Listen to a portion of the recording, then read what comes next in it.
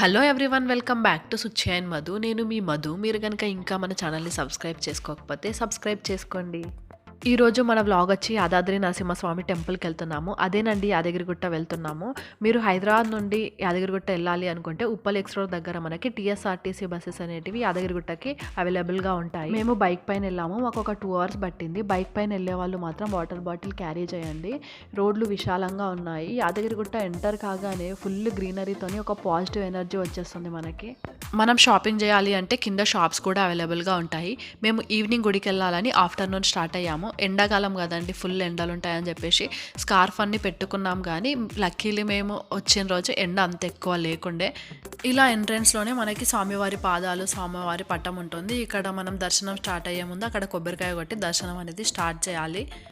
ఈ మధ్య ప్రతి గుడి దగ్గర ఇలా బొట్టు పెట్టే వాళ్ళు ఎక్కువ మంది ఉంటున్నారు. ఇంతకు ముందైతే ఇంత ఎక్కువ ఉండేవాళ్ళు కాదేమో.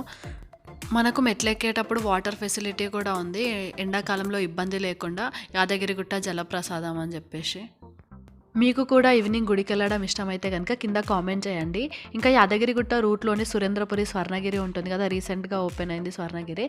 మేము వెళ్ళిన రోజే స్వర్ణగిరి ఓపెనింగ్ అనుకుంటా, కానీ మాకు తెలీదు ఇలా ఓపెనింగ్ ఉంది దేవాలయం అని చెప్పేసి. మళ్ళీ మేము ఈవినింగ్ వెళ్ళాం కదా, దర్శనం అయ్యి రిటర్న్ అయిపోయేసరికి నైట్ అయిపోయింది. అక్కడ స్వర్ణగిరిని లైట్స్తోని చాలా బాగా డెకరేట్ చేశారు. మేము దాన్ని చూసే ఇక్కడ ఏదో ఓపెనింగ్ ఉందని అనుకున్నాం, కానీ ఇక్కడ దేవాలయం ఓపెనింగ్ ఉందని మాకు తెలీదు. మీలో ఎంతమంది స్వర్ణగిరి వెళ్ళారో, ఎలా ఉందో కింద కామెంట్ చేసి చెప్పండి.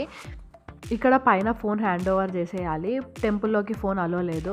దీనికి అపోజిట్లోనే మనకు బస్ స్టాప్ ఉంటుంది, యాదాద్రి బస్ స్టాప్. ఇక్కడ వరకు బస్సెస్ ఇంకా వెహికల్ పార్క్ చేసుకోనికి ప్లేస్ కూడా ఉంది. దర్శనం బాగా జరిగింది. దర్శనం అయిన తర్వాత కిందికి వెళ్ళి ఫోన్ తీసుకొని వచ్చాము.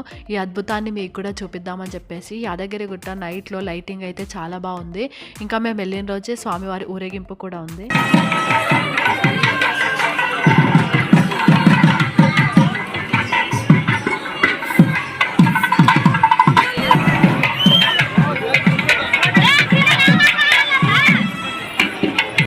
ఇలాంటి మరిన్ని వీడియోస్ కోసం మన ఛానల్ని like, share and subscribe. Please comment down below.